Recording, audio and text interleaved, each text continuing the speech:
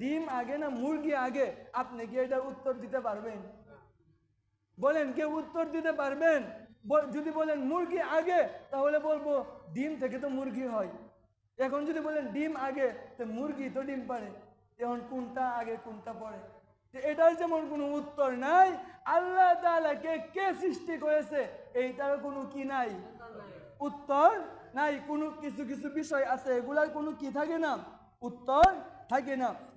এরপরে আল্লাহ তাআলা বলতেছেন, ফারজিউল বাসর, যদি তুমি মনে করো সৃষ্টির ভিতর কোনো ভুল আছে, তাহলে তুমি আবার গবেষণা করো, আবার চিন্তা করো, হাল তারা মিন ফুতুর, পেয়েছো কি কোনো ভুল? এরপরে আল্লাহ তাআলা বলেন, তুমারজিউল বাসরা, যদি মনে হয় ভুল হয়েছে, আল্লাহর সৃষ্টির ভিতর ভুল আছে, তাহলে আবার চিন্তা করো, আবার চিন্তা করো। চিন্তা করতে করতে করতে করতে একটা সময় এমন দেখবে, কাররাতাইনিয়া কলিব ইলাইকাল বাসরু খাসিআও ওয়া হুয়া হাসির, চিন্তা করে করে দেখবে এইরকম ভাবে আল্লাহর সৃষ্টির ভিতর কোনো ভুল নাই। অবশেষে তোমার চক্ষু তোমার কাছে ফিরে আসবে ক্লান্ত হয়ে। তোমার চক্ষু তোমার কাছে ফিরে আসবে কি হয়ে? ক্লান্ত হয়ে। তুমি নিজে ক্লান্ত হয়ে যাবে, কিন্তু আল্লাহর সৃষ্টির ভিতর কোনো ভুল দেখতে পারবে না।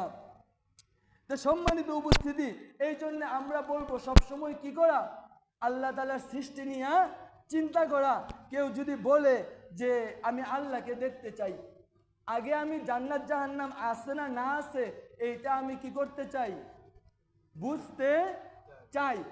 আমি আপনাদেরকে পরামর্শ দিতেছি, কেউ যদি বলে আমি ইবাদত করবো না, আমি আগে দেখবো জান্নাত জাহান্নাম আছে কিনা, এরপরে আমি ইবাদত করবো, এটা আমি বুঝতে চাই, তাহলে আমি আপনাকে বলবো আপনি বুঝতে পারবেন এই জন্য কিছু কাজ করতে হবে। এই জন্য কি কাজ করতে হবে? এক নাম্বার কথা হলো আপনাকে নীরবতা অর্জন করতে হবে। কি অর্জন করতে হবে? নীরবতা, অর্থাৎ কথাকে কমিয়ে দিতে হবে। প্রয়োজন ছাড়া বেশি কথা বলা যাবে না, সবসময় নীরব থাকবেন, নীরবতা অর্জন করতে হবে। কারণ আল্লাহ তাআলার নূর, আল্লাহ তাআলার পরিচয় সবার কাছে আসবে না। আলী রাদিয়াল্লাহু আনহুকে জিজ্ঞাসা করা হয়েছিল, তুমি যে আল্লাহর ইবাদত করো ওই আল্লাহকে কি তুমি দেখেছো? তখন আলী রাদিয়াল্লাহু তাআলা আনহু বলেছিলেন, আমি ওই আল্লাহর ইবাদত করি না যে আল্লাহকে আমি দেখি না। তো চিন্তা করে দেখেন, তাহলে আমি বলবো আপনিও দেখতে পারবেন। এক নাম্বার হলো নীরবতা অর্জন করতে হবে, নীরব থাকতে হবে, তাহলে আল্লাহ তাআলার তরফ থেকে আপনার নিকট এলহাম আসবে, এলহাম অর্থাৎ জ্ঞান আসবে। দুই নাম্বার আরেকটা কাজ করতে হবে, সেটা হলো বেশি বেশি আল্লাহর কিতাব পড়তে হবে, বাংলা তর্জমা পড়তে হবে, বুঝতে হবে। আপনাকে, আমরা তো মুসলমান, আজকে এই পবিত্র কোরআনটাই পড়ে দেখলাম না যে আসলে এর ভিতর আছেটা কি, এর ভিতর আছেটা কি। আপনি যদি